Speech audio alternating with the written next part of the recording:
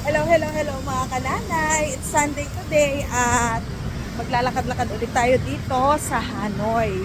Babalik ulit tayo sa One Kiem Lake. Alam mo, masarap maglakad-lakad dito kasi tignan mo, oh. Kahit gloomy yung weather, hindi naman siya, pero may konti-konting ambon, parang yung dura, yung talsik ng dura lang, pero malamig maglakad. Unlike sa Pinas, di ba mga gantong oras, anong oras na ba? O, 8:57 na dito eh. Pag dyan sa atin, napakainit na ng gantong oras, di ba? Pero dito okay pa rin maglakad-lakad. At andito na tayo. Yan. Yan ang paligid ng lake. Ayan. Buti na lang at praktisado tayo sa paglalakad. Shout out kay Ren Hoson Bayan. Dahil sa bangis mo maglakad. Ayan. Na-practice ang kananay mo. Tignan nyo naman, oh, may mga nagja-jogging, may nakatambay sa park, diba? Sarap pag gantong weather, oh. Sarap maglakad-lakad. Look.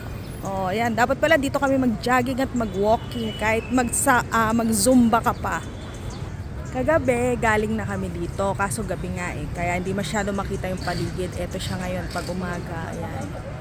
Sabi doon sa hotel sa receptionist ng hotel, marami daw activities na ginagawa dito pag Sunday, tsaka masarap maglakad-lakad. Kaya dito tayo napunta. Dami mga coffee shop pala dito. Ayan, oh. Ito pala yung The Note Coffee, meron dito. Ayan. Kita mga coffee shop dito sa Vietnam. Ang ganda naman pala ng mga park. Kaya pala madaming tao. Sana may ganito din sa Pulilan.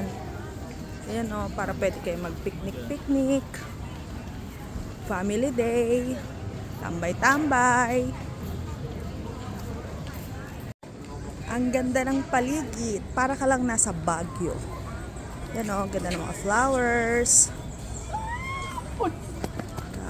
Wow.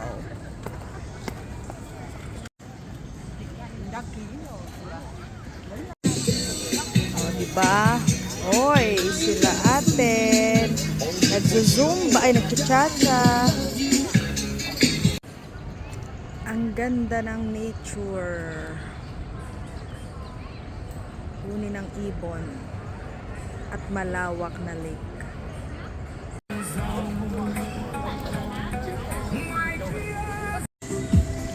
Sige, hataw mga ante. May zumba pala sila pag Sunday. Galing. Paano sila papawisan? May electric fan. Hataw mga ante. Andito pa rin tayo sa paligid ng One Kiem Lake. Ang dami pala mapapasyalan dito, paikot. Tsaka meron din silang parang outlet ba to? Merong ayan, may Burberry, Gucci, ayan, parang mga branded. Pangalan niya ay Trang Tien Plaza. Ayan. At syempre, dumayo tayo sa Vietnam para Makdo! Try natin yung kape nila. Kung katulad nung kapeng nagustuhan ko sa Pinas. Let's go! Ayan, syempre, hindi natin maintindihan yan. Tignan natin baka may English. Ay, may English. Dali lang. Ayun, may English translation naman pala. Wait lang, order muna ako. Ito, try natin itong Americano. Ayan. Dito lang tayo sa small. Okay, magkano siya? 39,000. Ito na. At yan, nagbayad na tayo. Dami nilang pera. Nakakalito. Ingat-ingat po kayo pag magbabayad. Nakakalito yung pera nila dito. At eto, nag-order na kami sa McDo. Pero totoo niyan, naka-CR lang kami. Ayan o, pag gusto nyong... Dami palang activity dito. Pag gantong araw, meron din pwede ka ring ano ba to? Magpa-drawing, magpa-portrait. Ayan o. At syempre, dinayo natin dito ang KFC. Wala siyang gravy. Ano? Ito tayo kakain. Para tayo nagpipiknik lang sa park. Habang hinintay natin si Kuya Waki kasi si Kuya Waki ay nagja-jogging pa.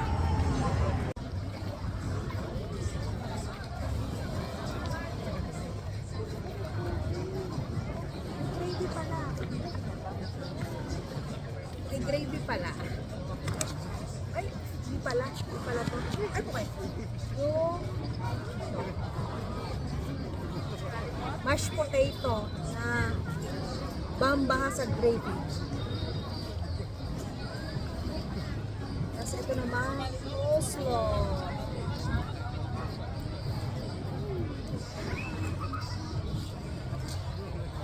Chicken. Shop. Daddy, oh. Sosolo ng picture si Chenghua. Diba? Sana all. Sa selfie si Daddy. Pero tiyatawa naman si Daddy. Bibigyan mo. Iya siya. Sarap naman.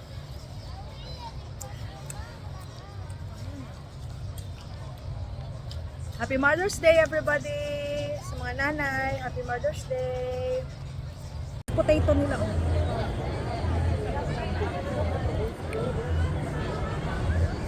Ito, itsura.